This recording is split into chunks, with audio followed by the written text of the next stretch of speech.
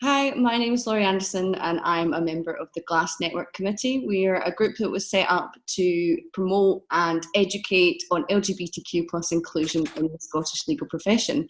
And this month it is Pride Month, and I am delighted to be joined by the current president of the Law Society, Amanda Millar. Amanda has just recently taken up her post and is the first out openly gay woman to be in the role of the president of the Law Society.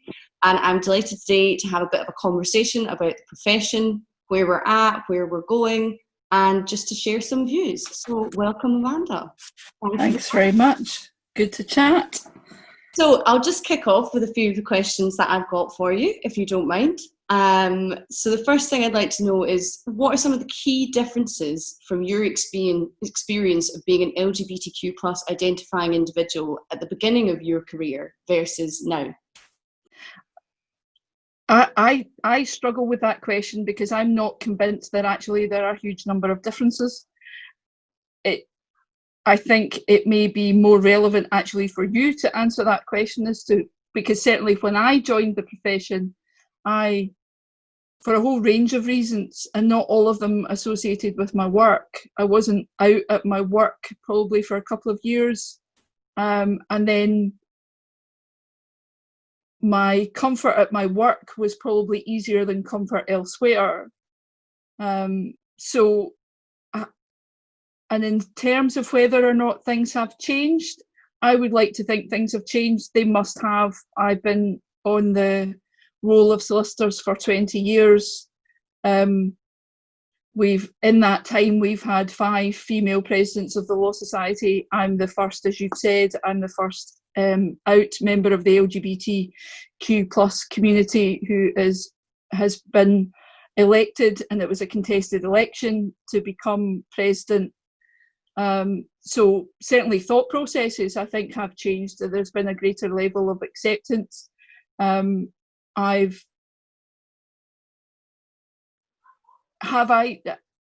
they changed significantly? I'm not overly certain about that until people get to know particular personalities. I think we're still in the environment where people say, oh yeah, actually you're all right, which suggests to me that they've made a judgment beforehand, and it's only then when they get to know you that they realise that we're actually members of society and members of the community, and members of the wider society. So I think in that sense it's harder to tell. I do think that lots of the big firms are doing a lot more in terms of being accepting and understanding, and actually perhaps more open in their recruitment processes. But having spoken to some young people, I think it's also difficult. We're still in the scenario from a wider society perspective where people are in that scenario where they feel the need to come out, and they are arguably doing that all the time. So yes. There's that whole comfort level. I think it is very difficult actually for me to say whether or not things are different, because I'm still experiencing conversations where people don't want to talk about gender, or they don't want to talk about sexuality, or they think that they've resolved the question of sexuality because they've recruited somebody who they happen to know is a member of the LGBTQ community, but they haven't recruited them on that basis. And that's great that they haven't recruited them on that basis, but in and of itself, that doesn't mean that you're open and accepting. Sure. Yeah. No, I would totally tend to agree. And I think there has been a move in terms of that acceptingness or tolerance, perhaps we should say, in the right direction. But I agree that the big firms are making moves. They're promoting this actively now. We've discussed before that there are now groups within organisations that actually have a structured approach to diversity and inclusion. But I don't think we've got the whole way yet where the culture has been created, like you say, that someone doesn't have to constantly be coming out, because no matter how comfortable you are with your sexuality in a workplace, in a new workplace, if you change to a different firm, which often happens in this profession, the culture isn't there where you're not having to still take that risk and take that bit of leap of faith in saying it, and not knowing what the reaction will necessarily be. I don't think this full inclusive culture where before you even have to say it, it will be fine, got there yet. That's where we've not reached yet, is that the culture is so that you feel comfortable before you have to make that jump, and it won't be a risk or doesn't feel like a risk. Yeah, and I think that's right. And one of the things that frustrates me about it, and I absolutely understand why you use the word tolerate, but there is an issue in relation to acceptance or tolerance, because I think there's an argument to say, and particularly with what's going on at the moment, there is an argument to say that we should just be working towards, we deal with protected characteristics. We have lots of conversations about protected characteristics. And there are lots of debates at the moment about tolerating people with protected characteristics. Now, do I need to be tolerated because I happen to be a woman? Do I need to be tolerated because I happen to be a member of the LGBT community? Or should I be being respected because of the human being that I am? And should we have a level of language that evidences a degree of inclusion, which then opens up the opportunities for everybody, because everybody benefits by being inclusive and being respectful towards the difference? Yes, absolutely. And so on that, well, obviously we've discussed a little bit about the bigger firms are making moves, and that seems to be where there's the infrastructure to support this community and other minority groups. But many queer women in the legal profession would hold you as a really important role model, and I've seen a really kind of positive outpouring on social media towards your appointment and its announcement. But there don't seem to be, if any, queer leader female role models within the Scottish legal profession that I'm aware of. And so how important do you think that role models are in terms of visibility within the profession? I think role models generally are important. It's frustrating that it remains so important. You and I have talked about this before, and certainly I will probably continue to talk about it for as long as people are willing, arguably, to listen to me or not. That we need, until we get to the point where we don't have firsts of a whole pile of things, we are going to continue to need role models. We need role models across the sector, and largely across society, and it falls in that very simple category of people, if they can't see it, and particularly young people, if they can't see it, they don't believe that they can be it.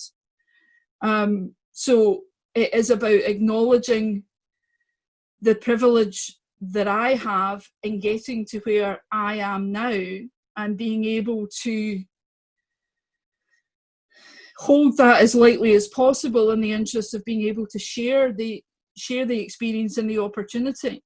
I think it's very important when people get to positions where they are more readily visible, that you do what you can to be yourself. And I think as well, there's an argument to say that if you are going to get to a top position and then not be yourself, do you then make it harder going for other people who come behind you? Yes. Yeah, well, I mean that was something else I was going to ask, and it stemmed from watching the recent Michelle Obama documentary, where she used the phrase I was a black woman living in their White House, and then said it is important for you to be who you are and to be willing to say to who you are. And so I guess that you must agree from that perspective, or do you? Do you think there's responsibility there if you get to that leadership point? I think you do have a responsibility, and certainly in my consideration of standing for election to become president of the Law Society, and perhaps it's an indication of the challenges that are still there to be overcome. That in my home we had that conversation about, do I stand? Do I understand? Do we, as a couple, understand what the potential challenges might be in relation to that? We are very much of the view that we are the people that we are, more than the public identifiers. But the reality is now, as president of the Law Society, who is holding that title, but also holding that title alongside being the first LGBTQ plus member or president of the Law Society, that's an additional responsibility and it's an additional burden. But I do feel as if to have the opportunity to exercise that privilege of holding that position, part of the responsibility that comes with that is to be yourself, in the interest of being able to show other people that being yourself is the way forward. Yeah.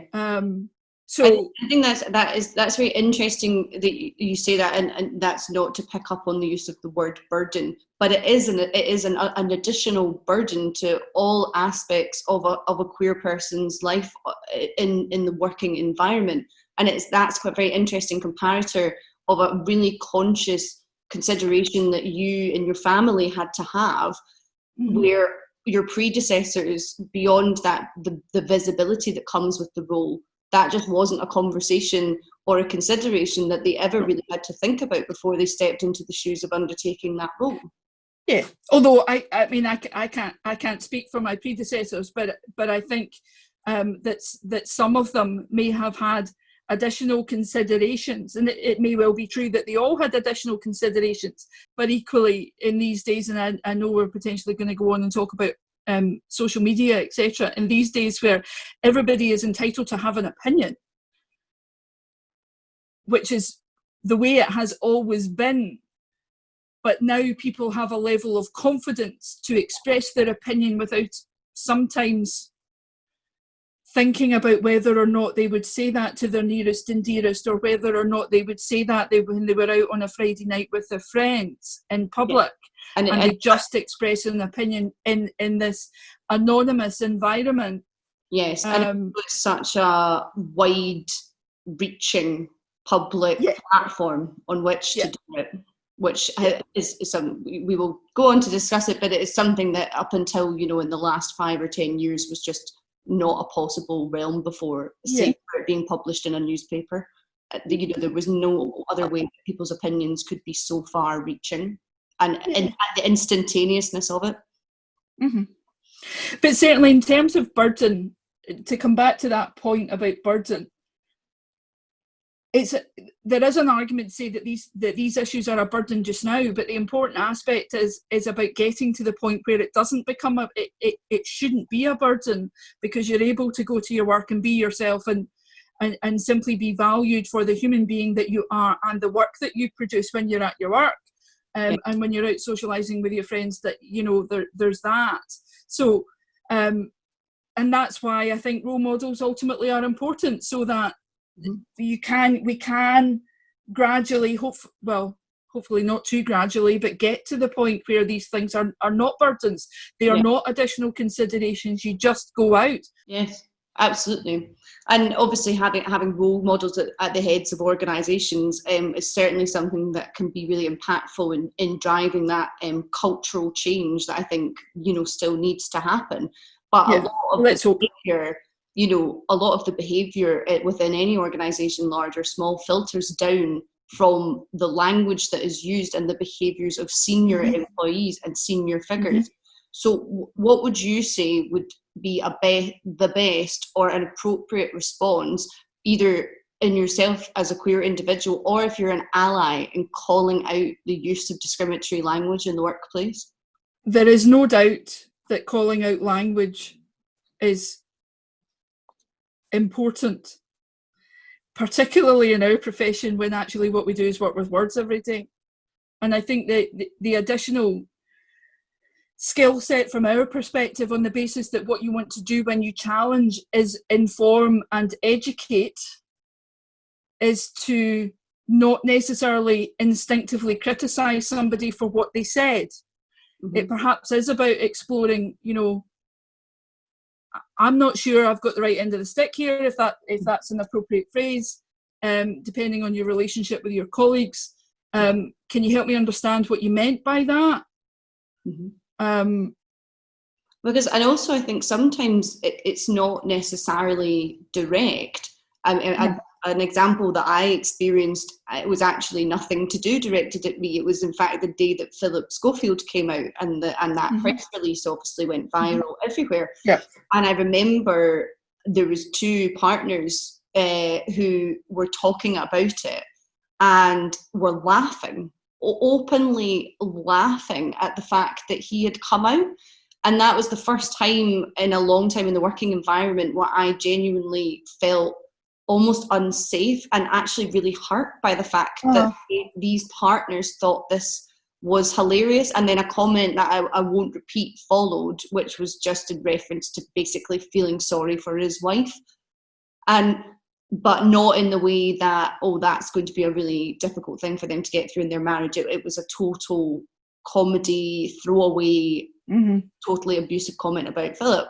And it was, that wasn't directed at me. I don't think they realised that I was in earshot, but it was so clear and loudly to the whole office environment that everybody heard it. And it's that kind of expression that you think you actually need to have a lot more awareness about what you're talking about and how you say it. Because that use of language and that kind of behaviour, it shouldn't have mattered whether you were in the room or not. That from my perspective, that's not where the issue should come. Because what we are trying to do is achieve a level of cultural change. And there is that argument of, can people put themselves not in somebody else's shoes, but think how they might feel if that was a reaction to a member of their family. Yes. The other difficulty is that lots of people in the queer community are dealing with reactions from their families that the individuals that you've just described, that will be nothing in comparison to what they're dealing with in terms of family reactions.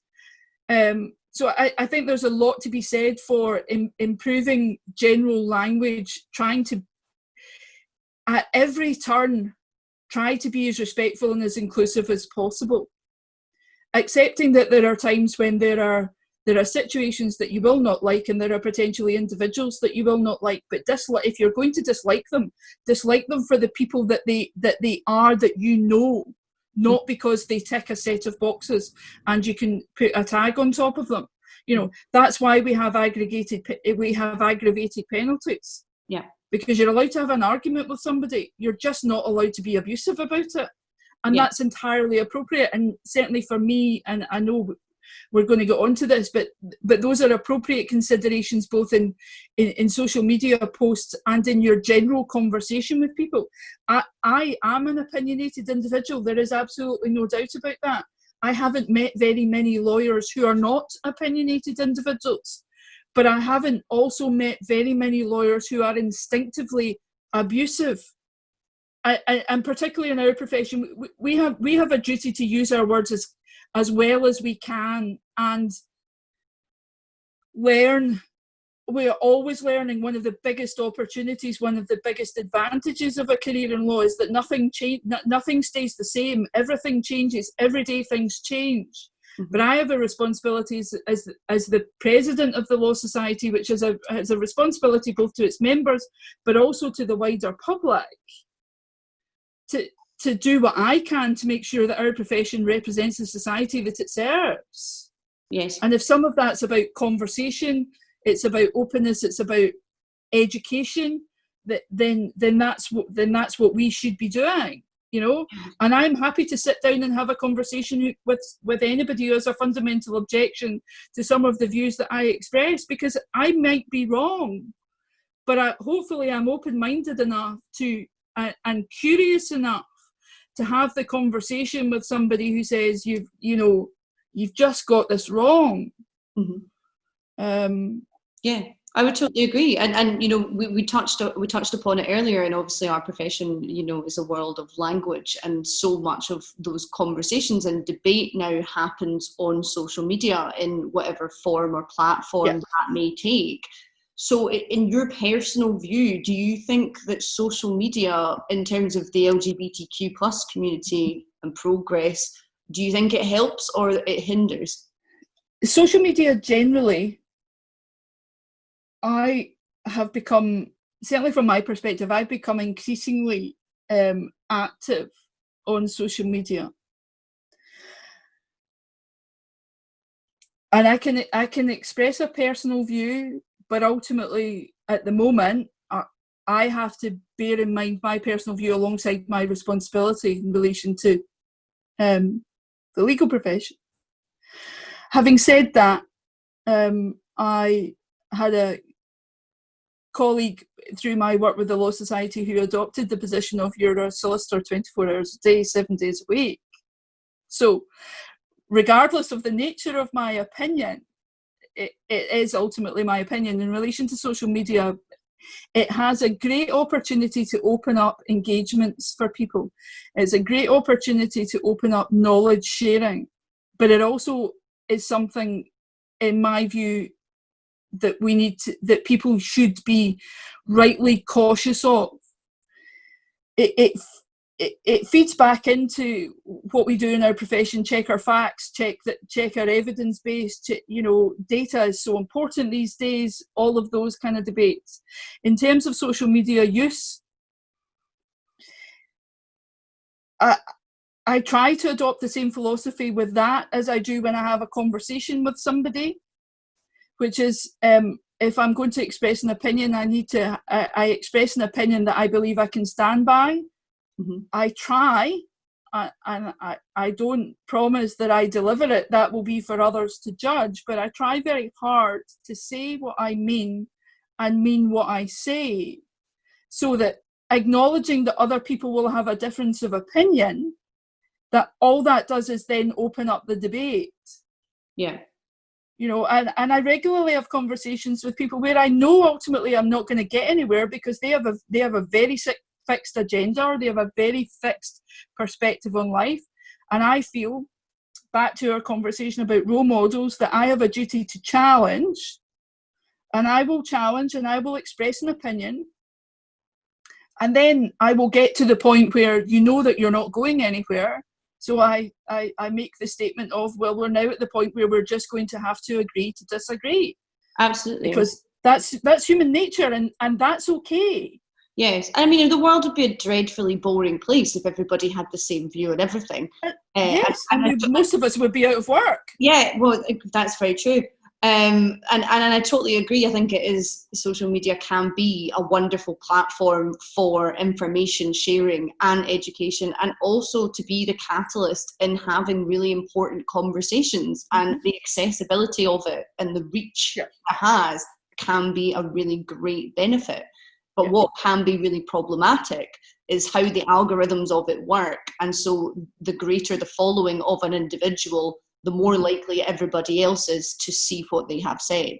And so, and I think also people who are in, positions of celebrity in particular, mm-hmm. I think they actually have a greater responsibility in terms of what they're doing online, irrespective of whether they think they're going to damage their own personal brand. That is not the important thing.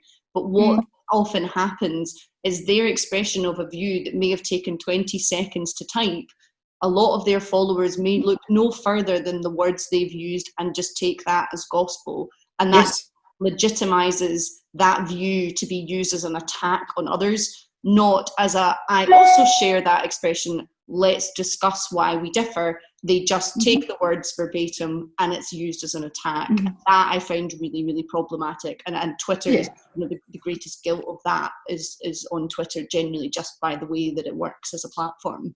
Certainly, I would say that across all social media platforms, all we can do as individuals, all I can do as an individual is reflect on what I'm in a position to post and what I'm comfortable with posting. I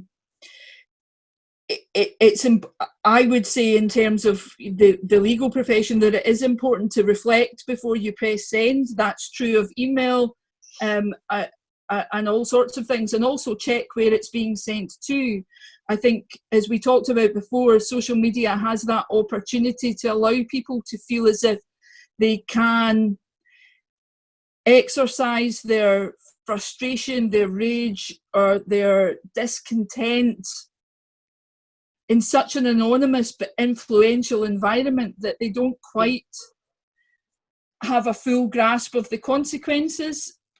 And from my perspective, if you're not, well, if you can't see what the consequence might be, but you know that it's going really widely, then you maybe want to take another 10 seconds at least to reflect before you press send, tweet, whatever. Yeah, I think you're absolutely right. I think people just need to be responsible and to give things a second thought before they go out there, because once they're there, whether you delete it or not, it's not coming back. It's tricky.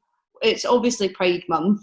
It's not the usual party, celebration, march, protest that it usually is. We are not having any parties. We are not congregating anywhere. And we are obviously living in the time of COVID and in isolation and still currently on lockdown. But I'd be interested to hear if you have any views on how the experience of an LGBTQ plus individual living in isolation differs from that of your straight friends and allies or family. I believe that it probably depends. Typical lawyer's answer. It depends. And it depends on what and where people are in their own personal lives as to whether or not they are differently impacted from their straight friends. The opportunity to engage with members of a particular community, with the likes of internet, Zoom meetings, all of those kind of things, that is a new opportunity. And on some level, because there are lots of concerns, and I think rightly, particularly about young members of the LGBTQ community who might be living in environments where they can't be themselves, where they are not themselves, and they're living in a level of reservation because they're living with people who they can't be themselves with. So they potentially have a greater level of isolation. Some of these Zoom meetings, if we can get them publicised, etc., may actually open up opportunities for young people in those kind of environments, because they have the chance to perhaps have those conversations without worrying whether or not the TV cameras are going to see them if they're out on the march. Yeah. So there's a potential advantage there for people who may feel particularly isolated, although I think it's important to try and reach as many of those people as possible. And I do believe lots of sectors have been doing their best to reach out by positive use of social media. Mm-hmm. So there's a real opportunity there in that respect. There will be lots of people in the LGBTQ community who have children, so they have caring responsibilities, in the same way that lots of my straight friends are finding themselves having to do homeschooling, having to do working from home, having to find spaces for 4 different sets of computers, because both parents, regardless of their makeup, both parents are having to work from home, and they've got 2 kids and they need to be schooled and all of those kind of things. So I think there are burdens at the moment potentially for everybody, but there are also real opportunities, I think, as well for everybody. But it's about how we open those up as much as possible for people to be able to access them. Yeah, I would totally agree, and I think you're right when you identify that actually the younger members of the LGBTQ plus community are perhaps the most kind of at risk of the real negative impacts beyond what everybody else is experiencing. And I think something that struck me, queer individuals of a certain age, I'm thinking of the demographic of about 18 to 35, a lot of the community is based on a drinking culture. And safe spaces, even in the biggest cities in the country, take the form almost exclusively of bars and clubs, which are going to be the last things in lockdown or in this whole pandemic to reopen again. But the other reality, and it's probably true in relation to age profile that you describe, there are greater levels of engagement in terms of people make their own friendship groups. Mm-hmm. and gravitate towards people who are like them or are open-minded enough to care about them as individuals. There's a reason there aren't that many queer spaces. There isn't necessarily a massive market for it. Yeah. And potentially there is a greater market for different types of spaces as you describe. I continue to want to adopt the philosophy of we can do better, we can make cultural change, we can and on that basis make structural change, which then in the long run does make a difference. The reality is when we go out for drinks with our friends, we don't think about where we go. And I think to some extent that is an improvement. Probably when I was in the age profile, probably not 18 to 35, but probably between 20 and 25, I would have sought out queer spaces because there was an element of that where I wasn't entirely comfortable being myself.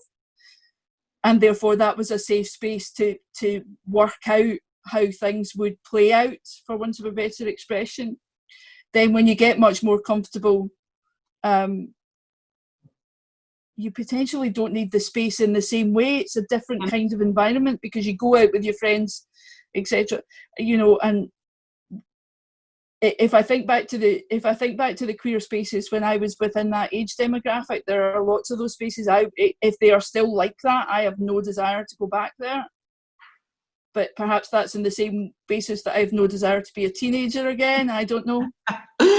That you know what? That's fine. Nobody is forcing you into a club, Amanda. It's all fine. That's handy. Yes. Well, that nicely on to my next question then. So you're absolutely not going out. You are in fact hosting a fantasy dinner party. You're not going anywhere near a club, and you have 3 invites to invite anybody you'd like, whether dead or alive. Who are you having round to dinner? 3 invitations.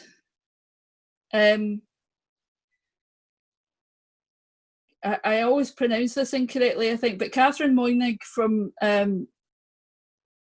Aylward. Yeah. I get the impression, and obviously not somebody I've ever met, but from what I've read, from what I've seen, I get the impression that she is somebody who has worked very hard and succeeded in trying to consistently be herself and represent what she wants to represent. And I think there's a lot to be said for that. I think I'd probably like to have Radcliffe Hall there because I don't want to understand why somebody with her level of privilege wasn't in a position to do more,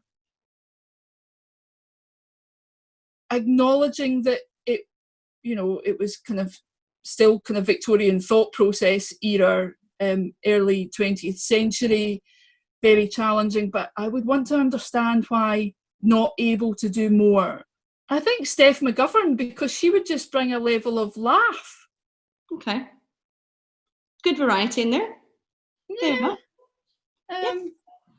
One may say actually not particularly diverse. Yeah, but you did only give me 3. You actually answered that wrong. If you could just rethink all of it. Who, if anyone, in fact, is your favourite ally and why?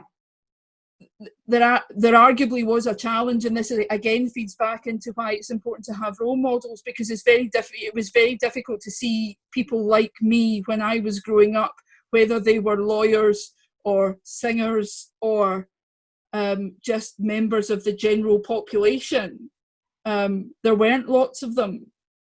So in terms of considering allies, I think I probably have more allies now. Mm-hmm. But I very much get the impression, and I consider them more as people who know me as a human being, as opposed to a particular set of boxes being ticked. Mm-hmm. So those are, and for me, allies end up being your friends, your supporters, the people who uplift you, the people who help lift you up, and you do what you can in return. And that comes, and maybe I do have lots of allies because I don't consider myself as somebody who has a huge number of friends, but 90% of them, probably ticking all the statistics boxes, 90% of them are straight. Mm-hmm.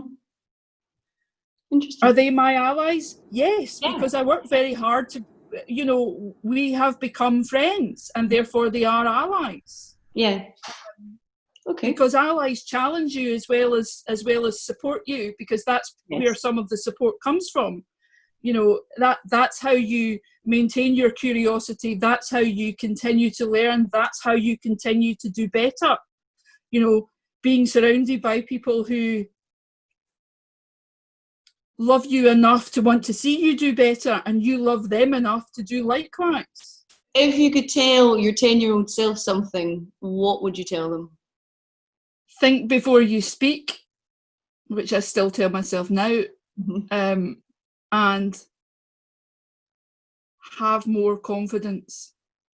So the final question, since we are in fact in Pride Month, do you have a favourite Pride moment or march, party, event that you went to that is your favourite? I remember walking in Edinburgh at last year's with a couple of colleagues from the Law Society, and one of my colleagues had one of her kids with her. So I quite enjoyed that. I don't see myself as a big marcher. I don't see myself as a big flag bearer in the way, and that's a consistent view. It's probably the first time I've done the march from start to halfway to the end, because I kind of shot off at the train station because I had places but I wasn't going to be going to the parties at the end of the day, which is what drives people, quite often what drives people to be there all day, to be there from the start. But it was fascinating for me, actually, because it'd been a while since I'd been at a march. It was fascinating to see the level of organisational engagement, the big businesses, the government, the Law Society, the banks. That's a massive turnaround in my queer journey, from starting at a Pride March probably about 20 plus years ago, worrying about whether or not people were going to see me on the telly. So in that sense, things have changed quite a lot, but it's still taking, for me, I think it's still taking too long from a Law Society perspective. I think we've come a long way, but there's still work to do, and from an equalities perspective, the Law Society is kind of driving that, and will continue to drive it, particularly when we have such a high percentage of women in the profession. We need to make some additional, and continue to make inroads in relation to people understanding that we're all fit to do the job, we're all capable of doing the job, and making sure that it's as open and inclusive as possible. And if I have the opportunity to play a small part in that, then that'll be great. Perfect. And what an ideal closing remark and commitment from you. It's almost like you rehearsed it. Well, thank you, Amanda. Thank you for your time, and thank you for answering all of my questions. It's been really insightful and a really enjoyable conversation. Thanks very much. Thank you.